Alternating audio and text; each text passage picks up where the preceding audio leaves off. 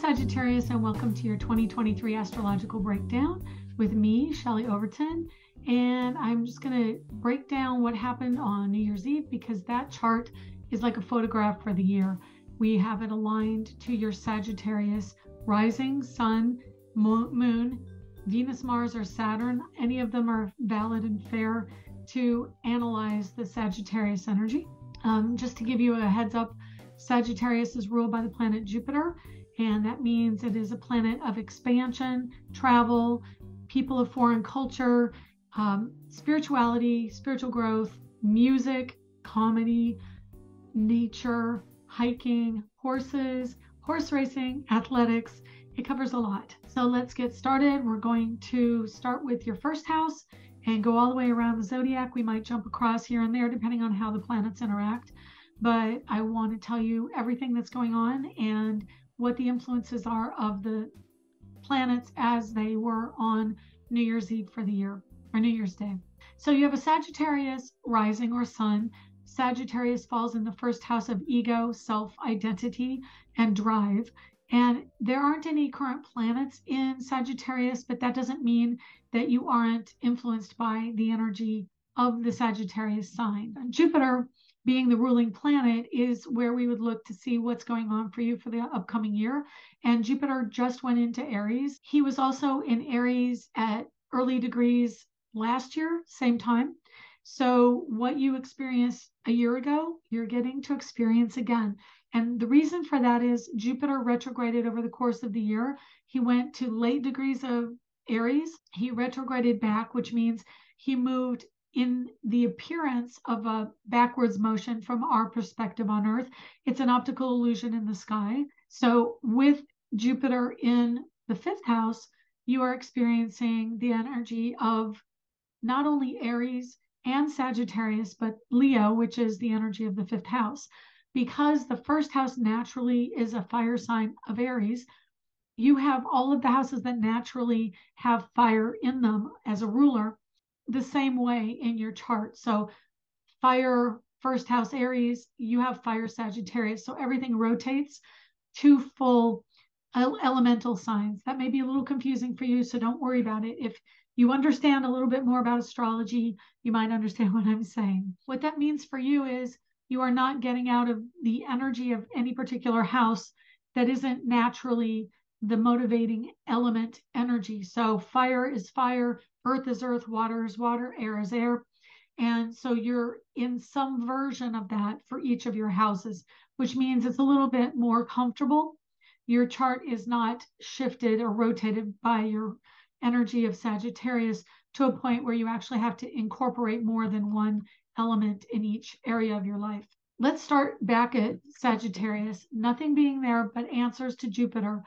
I'm going to save Jupiter until a little bit later because it is in Aries and we'll discuss it when we get to that house. The second house for you is Capricorn. This is a very significant house. Capricorn is the energy of Earth. It is naturally the house of Taurus, but you have Capricorn there. Taurus is about money and love, and Capricorn is about career, rulership, ruling things, structure, government, bosses, the responsible one, the oak tree, rooting in the environment. And having Capricorn in the money house does mean you're very ambitious. You've probably enjoyed a certain amount of fortune and success over the last 16 years, 14 years that Pluto has been going through your second house. What Pluto in the second house does for you is over the course of this time since 2008, Pluto's really been showing you where you need to release the sense of control and the need to overcome constant fears about things being okay. Capricorn can really be very fearful about security and what's going to happen. And Pluto is the energy of psychology and the hidden. So there's always kind of like, well, a solution. There's also a solution seeking energy with Pluto. It is the ruler, the natural ruler of Scorpio. And so in your second house, Pluto does recognize joint finances. And because the house is personal finances, you have a very strong connection from Capricorn to the energy of money and finance. And Pluto also is about value of self to others. So do people value you? And that's been an ongoing theme with the Capricorn energy in that house for you for, like I said, 14 years since Pluto went in 2007, 2008. He kind of went back and forth over the cusp and took his time getting in. He will also take his time getting out. And so we'll talk about that in a minute. But currently in the second house, he's wrapping up this energy of feeling that you're responsible for everybody in your environment. And that could be at work, it could be family, it could be friends, it could be just a general sense of everything always falls on my shoulders. But that comes back to you. You have to recognize that you're the one setting up that dynamic. And with this energy of Pluto at end degrees, you're going to be recognizing that it's now time to start focusing on you and your own path with money and with love. So Pluto does move out of this house in March. And that means that there's going to be a tremendous shift of ideology and dogma for you. So your belief systems are going to shift. Capricorn is a bit conservative. And so it's more traditional. And that means that you look at money in a traditional sense. You take responsibility and ownership for it. Anybody who's around you knows that you're very particular with how your money is spent. And when you buy items and goods, which is Taurus energy, retail, you take your time and you really get value for your money. And you buy things that are going to last. Quality is important to you. And then when Pluto moves into Aquarius, it is the energy of freedom. It goes into air element out of earth element. So now we move up into ideas. We move into thought processes and whether or not you're communicating properly. Mercury, currently the ruler of the third house, is in the second house in Capricorn for you and is retrograde at the beginning of the year. He won't go direct until the third week of January. And when he does, he will release some of the speech restrictions that you've been going through. Mercury is about being honest, being reliable with what you say. If you say it, you better do it. It is being currently taken to task over the information given. So Mercury direct in Capricorn, say one thing, but Mercury can be a fickle planet. And I say that with all the love in the world because it's my ruling planet. And he also doesn't particularly like being talked about on these programs. I always get issues if I'm not nice. And so we're going to be very polite to Mercury. Mercury retrograde means that we have something that we have to go over and an issue that we have to really address. Because the second house rules material goods, there may be something that is outliving its usefulness in your environment. And so that may be breaking down at this time. And when Mercury goes direct, that will leave your life by the time Mercury gets to Aquarius. But the third week of January is when Mercury goes direct. Because you have this energy there, you also have the Sun in Capricorn at the beginning of the year, Pluto and Venus. They have 4 planets. There are 4 planets in Capricorn, which astrologically kicks the energy over to the opposite side of the sky, which will be Cancer energy.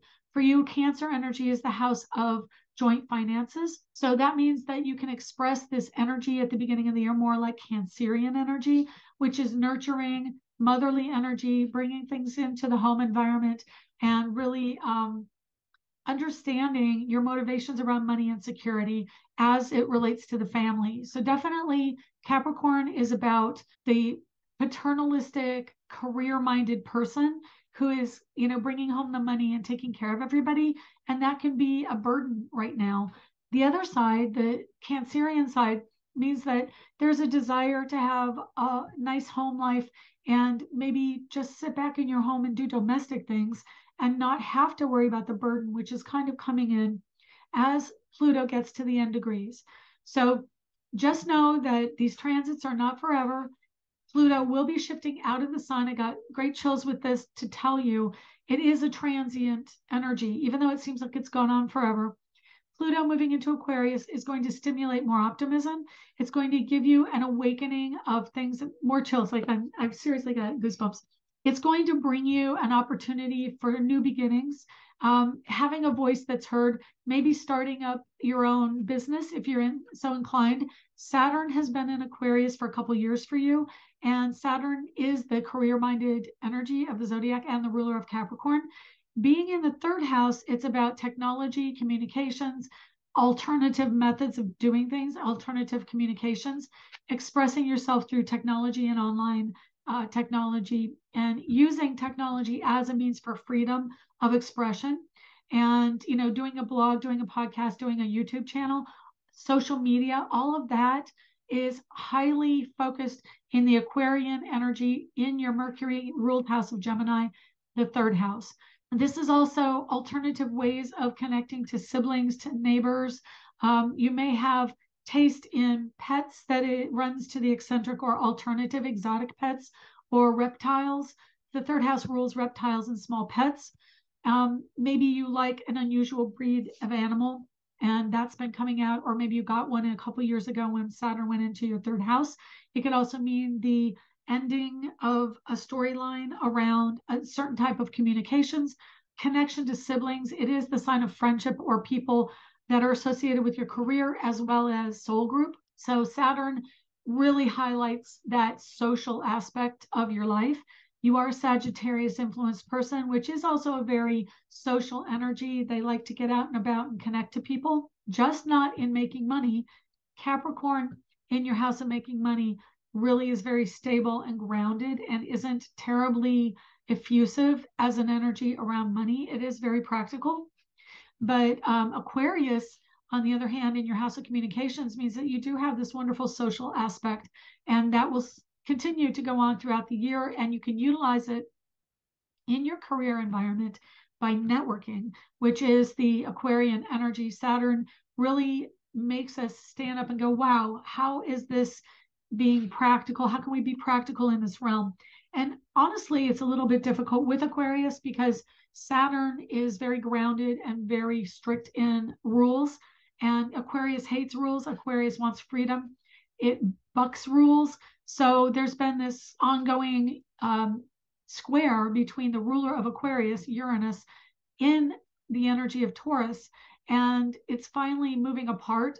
Uranus is at 15 Taurus and Saturn is at 22 Aquarius. So they're finally moving apart from each other.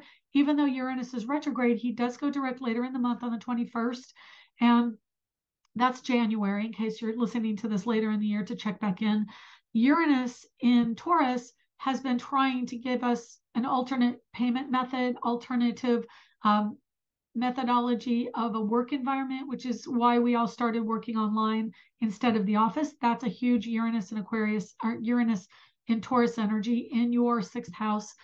The square energy is still there by sign, but they are moving apart. And it has been a time of the structure. Saturn and Taurus have been really grounded and wanting to look at what's going on with finances, with the business environment, with hierarchy of corporate America and the business office, and also money, finances, and that's across society. For you, Saturn has been really highlighting your career, the ability to have freedom in how you express yourself at odds with your work environment. So you've been probably getting one foot out of the office and one foot in. And as this energy kind of culminates with Saturn moving through Aquarius and entering Pisces in March of this year, you're going to find that once that happens, it will shore up some of the energy and you'll move on with the Aquarian energy of Saturn. He exits that third house while Pluto moves into that third house the same month. So March is going to be an enormous month for you for change, for awakening around your personal value, for shifting to more of a business mind around social media and technology. Pluto is going to be about your value to others. It's also about the depths. I got chills with that one. It's about the depths of your psyche and the psychology. So you're going to have to move from that grounded energy of Capricorn into the Aquarian release, control, and let things flow to you, let things flow in the universe. And you're going to have to be very flexible. It really is an energy. Saturn in Aquarius has been trying to control Aquarius, but because Saturn's moving out into Pisces now, he'll try to control the creative aspect of our lives, our dream world, and for you, the home environment. Pluto is much more about getting into our awareness of emotional life as it pertains to channeled information and intellectual and scientific information coming in from a broader perspective. This is the energy in your third house of siblings, community. This is about expanding your community, expanding your awareness of other people's ways of communicating, ways of analyzing, and their thought processes. So having Pluto move into the third house can also bring a shift of mentality and awareness of mental health, clarity of how you want to go about doing things in a new way in the new year, and also for the next 22 years until Pluto touches in Pisces, which is going to be 2044 through 2046. Moving in Saturn to Pisces is going to highlight structure around a creative energy and a psychic awareness of family members, and really keying into that universal love you have for family and for home. It's going to bring you down into the water again and really put you in and submerge you in the emotional energy of family members, and it's going to lower your boundaries. Saturn is about boundaries and structure, and Pisces is about breaking down boundaries. Part of the energy of Saturn in Pisces is also about expressing yourself creatively and keying into universal understanding. It is the wise sage of the zodiac. It is the final sign.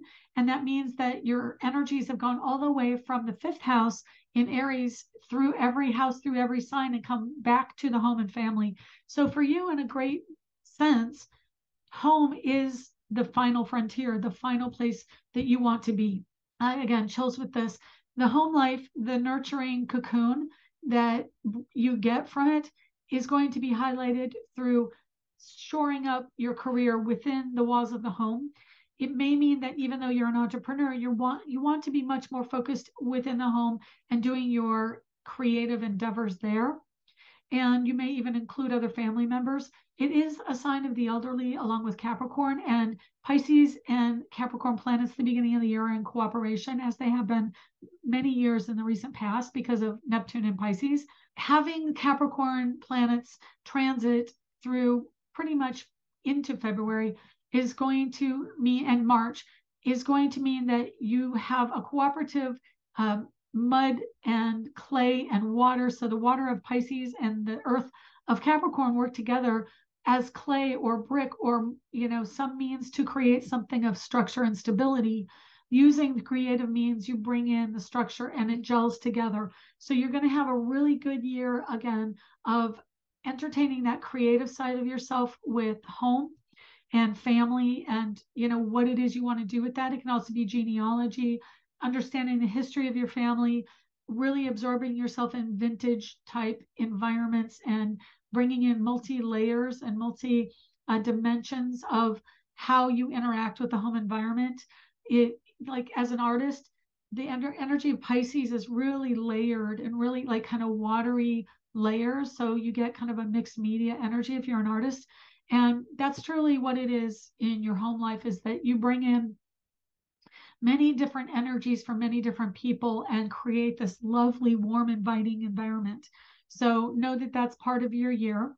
It's a lovely part of your year, and that the second house of money and the fourth house of home and family really work together to create a lovely structure. When Saturn moves into Pisces in March, there could be the energy of a change of home, because the cusp of the home and family energy and the structure of Saturn marry together to really change what you're doing in the home environment. So heads up for that. You do have Vesta, not Vesta, is it Vesta?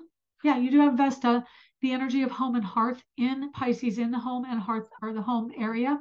So that means really focused strongly on creating a lovely home environment from that asteroid.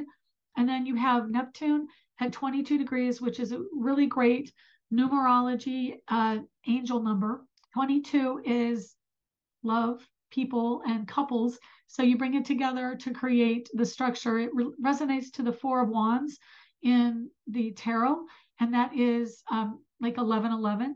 And it's very strong, grounded, beautiful home life, and the beauty that you bring in as like a vision for yourself. And then Juno is the asteroid of marriage. So 2 degrees off of Neptune can really bring in an ideal home life, or even possibly a marriage, or some energy coming in of a marriage partner if you're not married. Jupiter Going into the fifth house, 1 degree, means that we are now initiating a new energy around drive and ambition. We are assertive and aggressive. It is masculine energy. We are seeing more male energy in your chart here. That is, every other sign starting with Aries is a masculine sign. And then every other sign starting with Taurus is a feminine sign. So Aries, Jupiter is a double masculine, and you have Chiron transiting the fifth house, and it is a masculine energy in that house. It's Leo ruled naturally. So the energy of Aries in early degrees marries up with Aries by the first 10 degrees. Second 10 degrees is your Leo energy. So as the planets get into 10 through 20, you'll feel more creative and outgoing and like focused on design. Whereas Aries is more focused on marketing and self-promotion. So there could be some creative aspect that comes in with Pisces and then translates to a financial windfall, because Jupiter is the planet of fortune. He is a planet of expansion. He is a planet of transition. So there is a transitionary energy that's come in recently over the end of last year and the beginning of this, as Jupiter is back direct in Aries, just over the cusp from home and family. So I also see with Saturn going in and Jupiter going out, that is really strong energy around finding a new home, buying a new home, or involving yourself with real estate somehow. And Jupiter is the sign of real estate, or the planet of real estate. Aries is the sign of sales. So you may want to get involved with real estate as a market, as a means of earning an income, but you don't have to. It can also just mean you're making some type of real estate transition or transaction.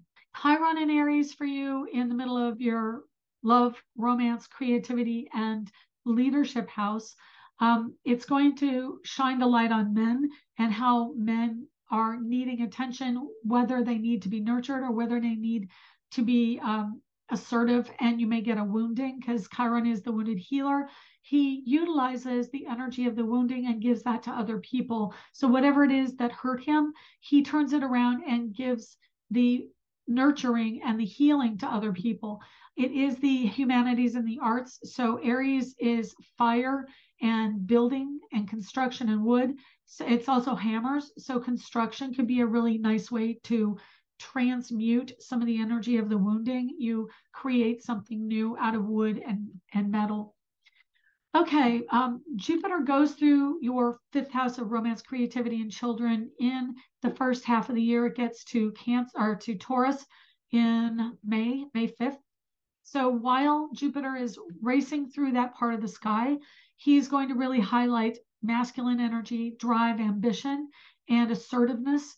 And whenever other planets join up with him, which there will be, if you check my end of year extended breakdown, which I will link in the comments below, in the description below, there will be an extended reading that goes month by month and how the planets transit through your chart and what you can expect from that transit and when they go forward in retrograde. So just know that that's a much longer reading. It's about 45 minutes, usually averaging right now. And so you get a lot more detailed information month by month. The planets transit Aries and when they cluster. I know there's a moon, sun, I think it's a new moon coming up in Aries this year, and possibly a lunar eclipse. I have to look again during that, but there will be a link below. Okay, Taurus. Taurus rules your house of work and health and service. So Taurus is a very lovely, considerate, Venus-ruled energy that is associated with money and love. You've had Uranus in that house, really expanding your awareness of alternative ways of earning a living, alternative environments for your work. So that could translate to home and family. Got chills with that one. But it is entrepreneurship. Uranus rules entrepreneurs because the energy is so strong about independence. It is your place in the collective that is your independent, special place within the machine. So that's what Uranus focuses on. He focuses on entrepreneurship, philanthropy, humanitarianism, and globalism. So in the retrograde motion right now, he's going back and trying to shore up the energy around having that independent mind and independent expression of service, health, and workspace. This can also include people you meet in the work environment because he is very social and he is soul group.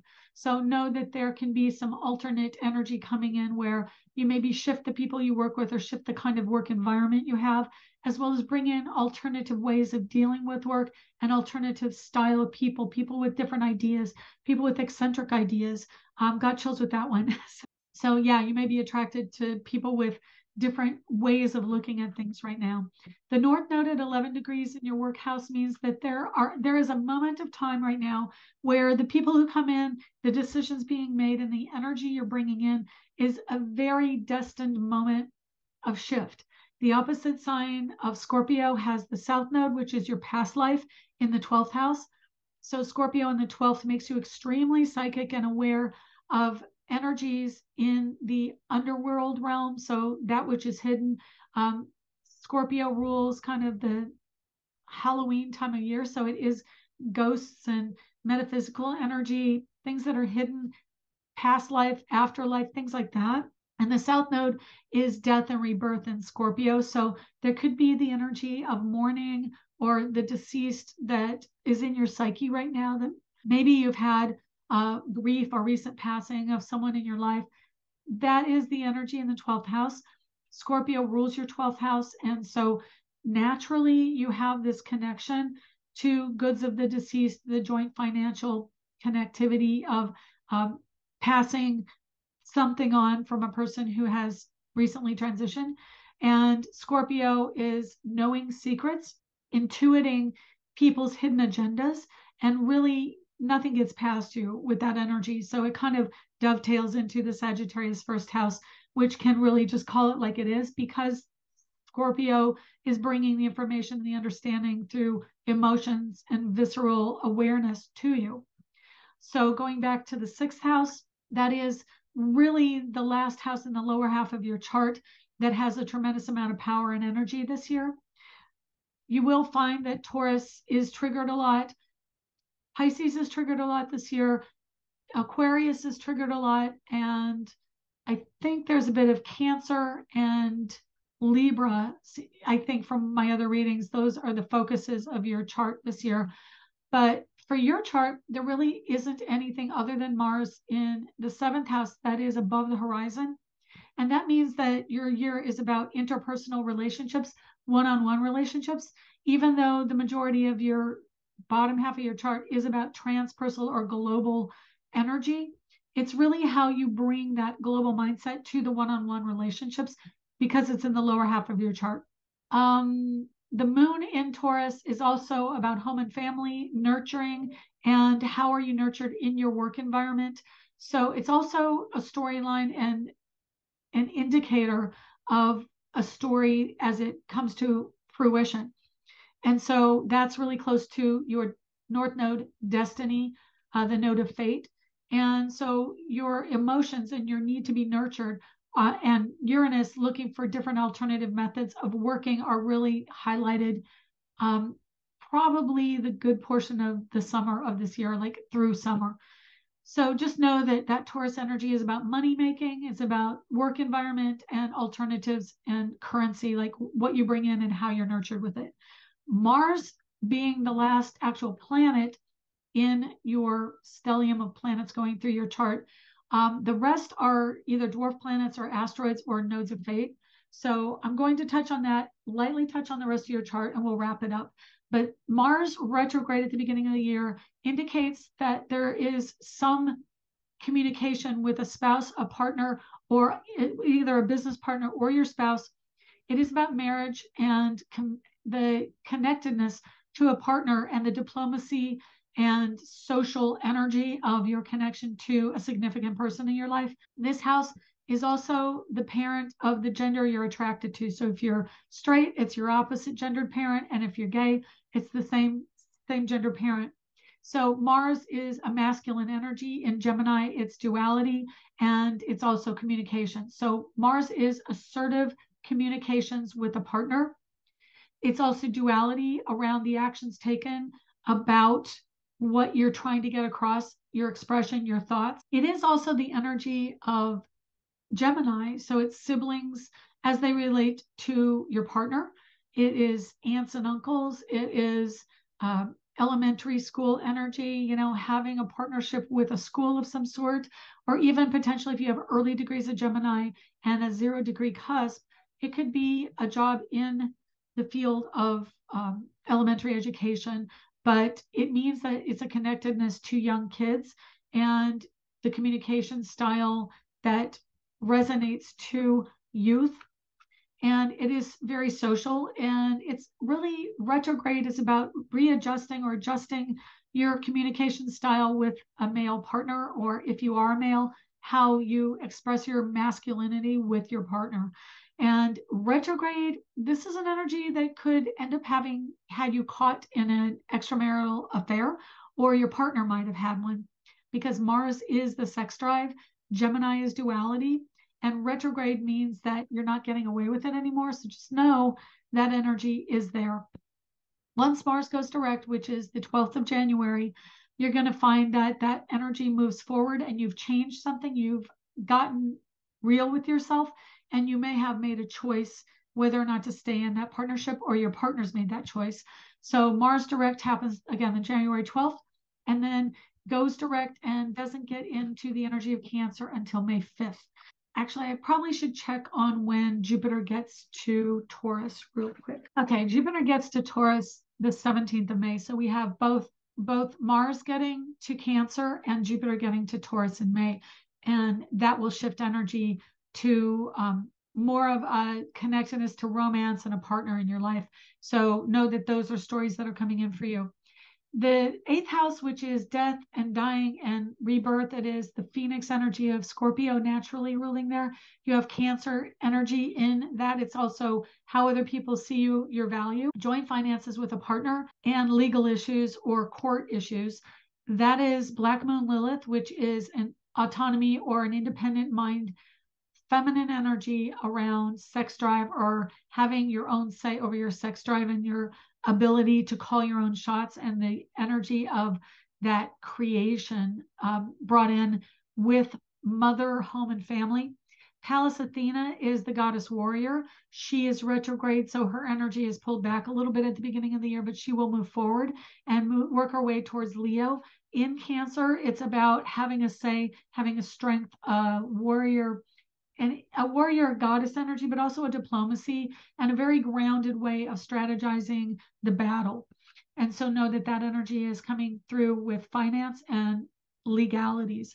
Leo doesn't have any energy there, but Leo for you is the house of travel. And that usually means it's stimulated whenever planets transit there. And that is the July, late July, early August time of year. So you'll probably do more traveling in Leo season. Virgo is your midheaven ruler, and that is a very sincere, behind the scenes hermit energy around work and career. She is the workaholic, so you may have some workaholism, especially with Jupiter. Jupiter in Aries is very driven. There may be some energy doing something with a friend with your Jupiter in Aries, but it's quincunx energy or 150 degrees, not really cooperative energy between your Jupiter in Aries and your midheaven. It'll be better at the end of the year when Jupiter is in Taurus and your planets are in Virgo season. Then career will be going really strong. You'll get that workaholic energy moving forward and really accomplish much more in your career. Libra, you've got Ceres in Libra, and Ceres is the mother nurturing, baking things, baked goods. It is the base word for cereal, CERE. And Ceres in Libra means that there is this wonderful enhancement of diet and the harvest and nurturing mother type energy coming in Libra. So in the career, you may have a partner that comes in that wants to really nurture and help you and focus your energy and be there and supportive for you. And Libra season will be much more social and diplomatic for you.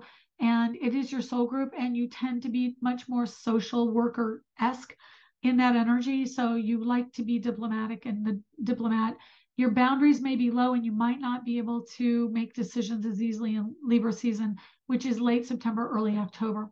And then finally, the 12th house in Scorpio, which we already mentioned.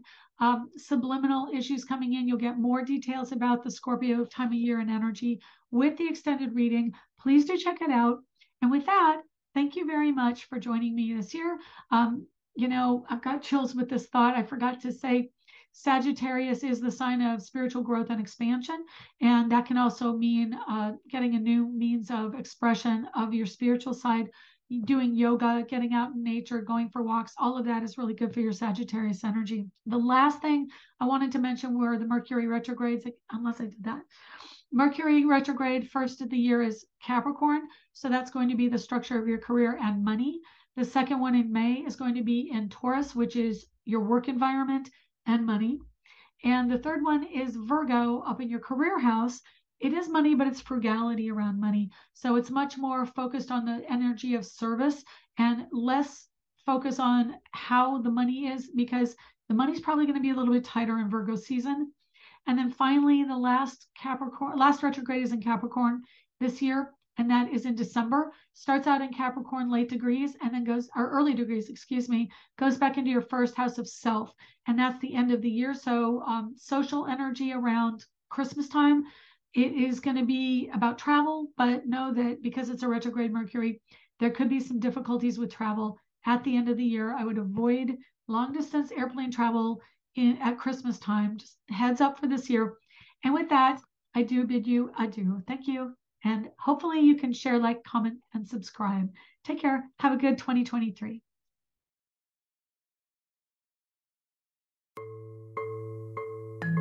Hi, this is Shelley. Thank you for joining us this week. To contact me for a private reading, go to angeliczodiac.com under the Readings tab.